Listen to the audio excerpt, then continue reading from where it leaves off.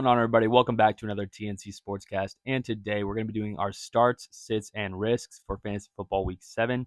If you haven't already, go hit that like button, subscribe, hit the bell so you get notified when we post videos and stuff like that. Also, go check out the TikTok and Instagram, both TNC Sportscast. We also will be posting our rankings shortly after this video. So go check those out for all of our quarterback, running back, wide receiver, and tight end rankings for this week. And other than that, time to get to the video. All right, so our quarterback start for this week is Geno Smith going up against the Atlanta Falcons. Had a kind of a rough game last week against the Niners. He only had 14 points, but still had 312 passing yards, and he currently is leading the league in passing yards. I think he's on pace for like 5,000 yards, which is pretty crazy if you ask me. But no, I think Geno's going to have a really good game. Like I said, he passes a lot. He also has the rushing upside, which he has been using his legs a good amount in most of the games. So I think that'll be good. And then also, I just feel like with all the pass catchers he has and everything, it gives him more upside to get more touchdowns. DK's good, JSN, Tyler Lockett, even Noah Fant's good, Kenneth Walker out of the backfield. I think Geno's going to have a really good week and definitely be a start for your fantasy team this week. All right, moving over to our first running back start for this week, J.K. Dobbins playing against the Arizona Cardinals. Last week, he had a career high carries 25 for 96, a touchdown, 2 catches. And it's against this tough Denver Broncos defense who have been holding a lot of running backs to a little amount of points. And he's playing against the 10th most points to running backs, Arizona Cardinals. I think he'll have another huge week this week. He is that bell cow running back. I mean, you have that rookie, but I don't think he'll make a dent in his workload. J.K. Dobbins is looking like one of the best running backs in the league right now, so I'm starting. All right, our second RB start for this week is Brian Robinson Jr. This is if he plays right now. He is questionable. But I would just like to say I watched the Baltimore-Washington game last week, and their run game was not as good as it was when Brian played because Brian didn't play last week. But before he got hurt and everything, he had really good games, 17, 14, 10, 20, and 13. He's the RB 18 on the year. He's been doing really good when he plays, getting touchdowns almost every single game. Had 2 touchdowns against Cleveland in week 5. And I just feel like against a not very good Carolina defense, he's going to have a good week. But I will say if he does not play, I definitely would start Austin Eckler. If Brian Robinson plays, Austin Eckler is kind of but I definitely would start Brian Robinson this week if he does play because I think he's going to definitely have a touchdown and definitely have some good rushing yards and possibly even a good amount of receiving yards. So, yes, he's a start. All right, moving on over to our first wide receiver start this week, we have Demario Douglas playing against the Jacksonville Jaguars. Drake May is actually looking really good, having 243 yards against that tough Texans defense.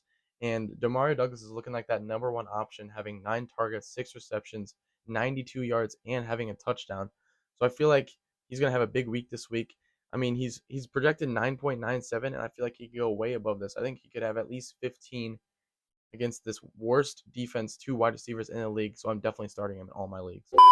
All right, our second wide receiver start for this week is Tank Dell going against the Green Bay Packers. I mean, a lot of people didn't think he was going to do that well with Nico Collins, Stephon Diggs, and he didn't.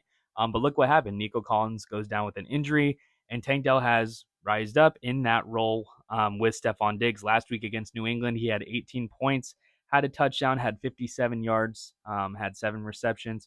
But no, I think the Packers secondary isn't bad, but I do think Jair's probably going to be mainly on Stephon Diggs. So I think Tank Dell might get probably Eric Stokes, which is not bad, but he's definitely not good. So I think Tank Dell is going to have a good game. I think he's going to get a lot of targets, and I think he's probably going to end up having a touchdown. So yeah, I think he's definitely a start for your league this week. All right, moving on over to our last start at tight end, we have Cade Otton playing against the Baltimore Ravens. I know it's kind of a tough matchup, but they are allowing the 5th most points to tight ends. And Cade Otton caught his first touchdown last week, and he had 6 targets. So I think he's really building that connection with Baker Mayfield, and he's looking like a serviceable tight end to start because all these tight ends have been sucking recently. I mean, Mark Andrews finally caught a touchdown. That's surprising. But with all these bye weeks, I think Cade Otton is really a decent guy that you can start, pick him up off of waivers, and he could put up at least 10 points this week. All right, moving over to the sit portion of the video. At quarterback, not saying he's a bad quarterback, but we do have Patrick Mahomes as our sit for the week. Going against a tough San Francisco 49ers defense, hasn't been a good fantasy quarterback at all this year. He has 14, 14, 17, 14, 14. Hasn't even broken 20 points this year. just a super, super risky quarterback to start the whole year. He hasn't produced at all up to this point, and I don't think he really will, especially against a tough defense this week. You got to sit Patrick Mahomes this week. Well, the mic's died, but we're going to keep going. If you did like the audio better, drop down in the comments, tell us what you think, and let's get back into it. Another sit that we do have is Jordan Mason, also in the Chiefs 49ers game. Surprisingly, the Chiefs are the best defense for running backs in fantasy right now, only allowing 14 points per game. And Jordan Mason is coming off a bad week of 9.2 points against the Seattle Seahawks. I just think this is a bad matchup for Jordan Mason. They're going to be throwing the ball a lot. This is going to be a very close game. They're not just going to be they'll run the ball out. He's coming off of a shoulder injury, but he is off the injury report. But he's been dealing with it all week. He's been limited at practices, and be aware of this other Isaac Guerendo coming in and taking some reps from Jordan Mason because he is dealing with a shoulder injury. So I think he will be a sit this week. All right, our second RB sit for this week is Kareem Hunt. San Francisco is kind of a middle-of-the-pack team against running backs, but it's still the San Francisco 49ers defense. They're still a tough defense, and I just feel like it's going to be a really tough day for running the ball against them. I will say also, Clyde Edwards-Helaire is coming back this week. In a report on Sleeper, it said that Kareem Hunt is going to have some competition for touches. Last week, or not last week because it was the bye, but the week before against the Saints, he was on the field for 63% of the snaps. So more than half the snaps, but still not a ton of snaps. But no, I feel like with Clyde Edwards-Helaire coming back, it's going to take away from his touches. I just don't think he's going to have a good week against a tough 49ers defense. All right, moving over to our first wide receiver sit, we have George Pickens playing against the New York Jets. Why did you sit Justin Fields? He was playing so good, kind of. Caleb Williams is obviously better, but Justin Fields was playing all right. Russell Wilson is not better than him, and Russell Wilson will show why he does deserve to be a bench quarterback in this game. They're playing against the New York Jets, and their defense is so good, and they are going to lock up George Pickens with Sauce Gardner. Obviously, George Pickens is probably going to get a couple targets a game because, like last year, Courtland Sutton was getting a bunch of targets from Russell Wilson. But I just don't think that chemistry right now is going to be good because Russell Wilson has not even been playing with the first-team reps, and he's just going to play awful this game. So I think George Pickens is going to have a big down week this week. All right, I know you owners of Amari Cooper are going to hate to hear this, but yes, sit Amari Cooper this week. Got traded to the Bills in a new offense, less than a week to prepare for this game. I just feel like give him a week, let him really get this offense in his head, but it's so risky to start him, and I would not start him because it's way too quick for him to get everything down that he needs to get. It's too quick for the chemistry to build between him and Josh Allen. So I think Tennessee doesn't have a bad pass defense. So I think definitely sit him for this week. Probably start him the rest of the weeks, but he needs to build the chemistry before I'm going to put him in a starting lineup. Our last sit this week is Pat Freiermuth. Honestly, I'm sitting all of these Pittsburgh Steelers pass catchers because of this tough New York Jets defense. They've been locking everybody up. They are only allowing the 7th least points to tight ends this year. And Pat Freiermuth has not had a good game in about 3 weeks. He's got 9 points off of a fumble recovery touchdown, and he had 3 points last week. And also, Russell Wilson is his starting quarterback. I think this is going to be a horrible game for all Steelers players, and I'm definitely sitting him this week. All right, moving over to the risks of the video. With our quarterback risk, surprisingly, is Trevor Lawrence. You know, for how bad the Jags are playing right now, Trevor Lawrence in fantasy the last couple weeks hasn't been bad. Against Indianapolis week 5, he had 22. And last week against Chicago, he had 18, which isn't bad, especially because the Bears were holding quarterbacks to like less than 10 points.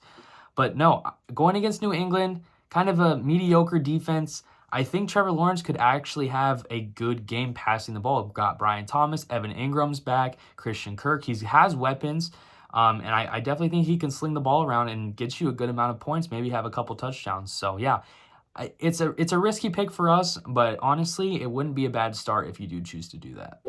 All right, moving on over to our first risk at running back. We have James Conner playing against the Los Angeles Chargers. Surprisingly, the Chargers are the 5th-ranked defense against running backs.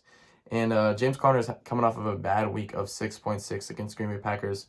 Well, they were down the entire game, which leads to running backs not having good games. But I think that James Conner will have another kind of a bust week. It did come out 5 days ago that he was dealing with an ankle injury after this loss. So I think Trey Benson could work into a role a little bit. James Conner has just not been looking good.